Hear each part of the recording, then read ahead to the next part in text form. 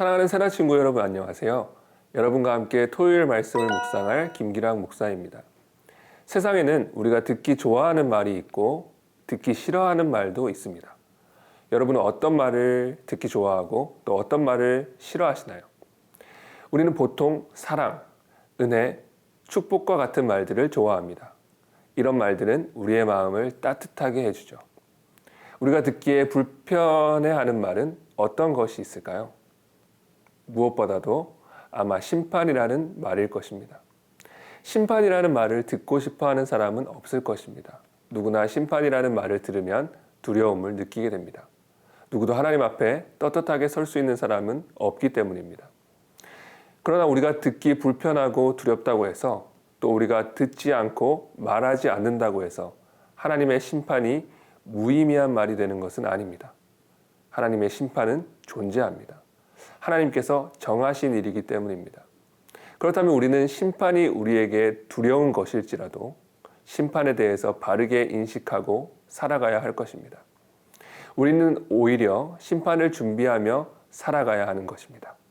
하나님께서 모든 악에 대해 보복하실 그날이 곧 임할 것이기 때문입니다. 여러분은 그날을 준비하며 살아가고 있나요? 오늘 말씀의 제목은 여호와의 보복의 날입니다.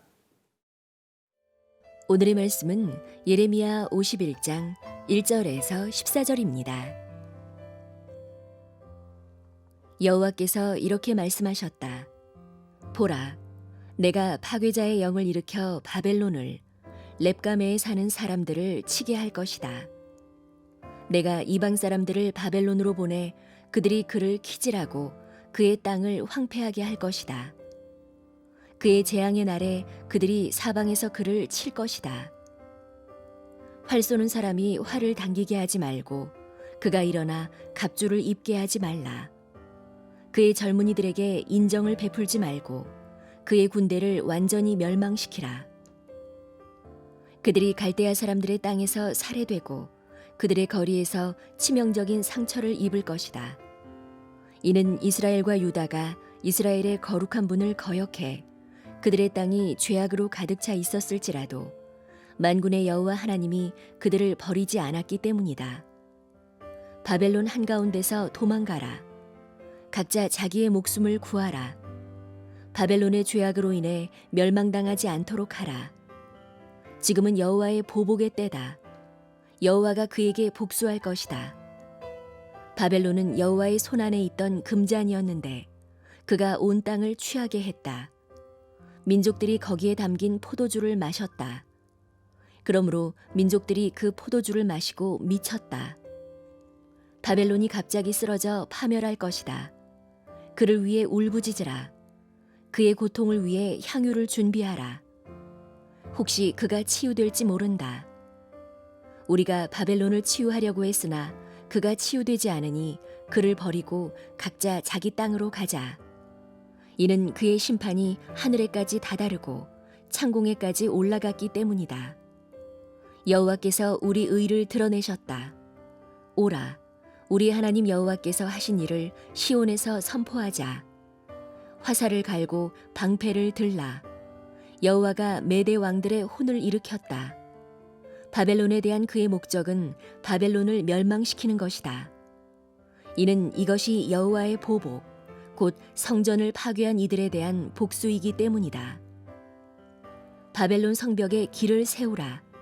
경비를 강화하고 파수꾼을 세우며 복병을 준비시키라. 바벨론에 사는 사람들을 향해 말씀하신 것을 여호와가 계획하고 이룰 것이다. 많은 물가에 살아서 재물이 많은 사람아, 내 끝이 왔고 네가 끊어질 때가 왔다. 우리는 하나님의 심판을 의식해야 합니다. 하나님의 심판은 반드시 임할 것이기 때문입니다. 그렇다면 우리는 심판을 어떻게 준비해야 할까요? 오늘 말씀 6절 함께 보겠습니다. 바벨론 한가운데서 도망가라. 각자 자기의 목숨을 구하라. 바벨론의 죄악으로 인해 멸망당하지 않도록 하라. 지금은 여호와의 보복의 때다. 여호와가 그에게 복수할 것이다. 하나님께서는 심판에서 도망하라고 말씀하십니다. 하나님의 심판은 무조건 두려운 것만은 아닙니다. 하나님이 심판하시는 목적은 우리에게 고통과 두려움을 주시기 위함이 아닙니다. 하나님의 심판은 죄악을 멸하시는 것입니다. 하나님은 죄를 미워하시기 때문에 죄를 심판하실 수밖에 없습니다. 이것이 하나님의 공의입니다. 그렇기 때문에 하나님의 심판은 언제나 죄악 가운데 임합니다. 소돔과 고모라에 임한 하나님의 심판을 생각해 보십시오. 죄악이 그 도시에 가득했을 때 하나님은 그곳을 심판하십니다. 하나님은 그곳에 있었던 롯에게 그곳을 피하라고 말씀하십니다. 그렇습니다. 하나님의 심판에 대해서 우리가 준비해야 하는 것은 바로 그 죄악에서 도망하는 것입니다. 죄 가운데 거하면서 심판을 피할 수는 없습니다. 하나님은 죄악을 반드시 심판하셔야 하기 때문입니다. 우리 주변에는 죄가 항상 도사리고 있습니다. 죄는 항상 우리를 노리고 있습니다. 죄와 싸워 이기는 것도 중요하지만 피할 수 있다면 피하는 것이 가장 지혜로운 것입니다. 우리는 죄를 이길 수 있다는 자신감을 가져서는 안 됩니다. 오히려 언제든지 죄에 넘어질 수 있다는 사실을 기억하며 항상 조심하는 것이 중요합니다. 나로 하여금 죄의 유혹에 빠지게 하는 곳이 있다면 그곳으로 가지 마십시오. 내가 죄에 걸려 넘어지도록 하는 습관이 있다면 의식적으로 피하십시오. 내가 지금 서 있는 자리가 어떤 자리인지 항상 확인하십시오.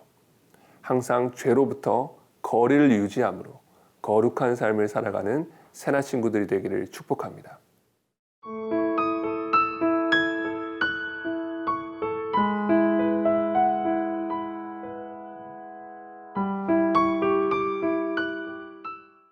하나님의 심판을 의식하며 살아갈 때 우리는 죄를 피할 뿐만이 아니라 하나님이 하시는 일에 적극적으로 반응해야 합니다. 오늘 말씀 12절 함께 보겠습니다. 바벨론 성벽에 길을 세우라. 경비를 강화하고 파수꾼을 세우며 복병을 준비시키라. 바벨론에 사는 사람들을 향해 말씀하신 것을 여호와가 계획하고 이룰 것이다. 하나님께서 계획하시고 이루실 것이라고 말씀합니다. 그렇습니다. 하나님은 계획하시고 이루시는 분입니다. 하나님이 계획하시는 일은 일어나지 않는 법이 없습니다. 하나님이 말씀하신 것은 모두 이루어집니다. 하나님은 전능하시고 완전하시기 때문입니다. 그래서 하나님의 말씀은 모두 약속이 됩니다.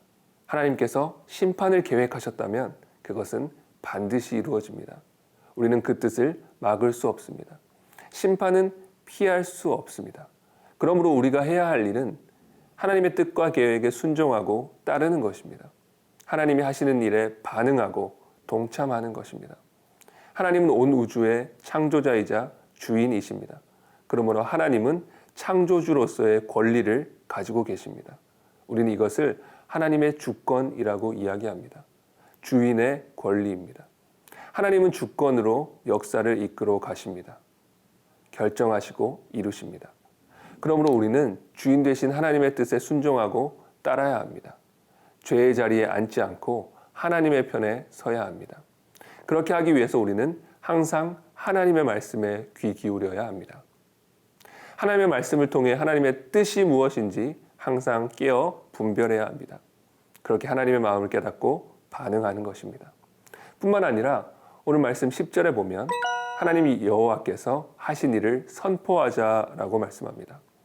우리는 하나님의 뜻과 역사에 순종하는 것뿐만 아니라 하나님의 위대하신 일을 선포해야 합니다. 우리를 통해 하나님의 위대하심이 드러나고 하나님의 영광이 나타나야 합니다. 하나님께서는 하나님의 일을 하십니다. 우리는 그 일에 순종하고 그 일을 선포함으로 그 일에 참여합니다. 그렇게 하나님과 동역하는 삶을 살아가는 저와 여러분이 되기를 예수님의 이름으로 축복합니다. 기도하겠습니다. 하나님 아버지 감사합니다. 하나님께서 계획하시는 것은 반드시 이루어지신 줄로 믿습니다. 하나님께서 계획하신 그 뜻과 그 의지 가운데 우리가 동참하여 순종함으로 함께 동역하여 나갈 수 있는 귀한 주의 종들 될 수 있도록 인도하여 주시옵소서. 주의 뜻이 이루어지는 것을 함께 목도할 수 있도록 인도하여 주시옵소서. 감사드리며 예수님의 이름으로 기도합니다. 아멘.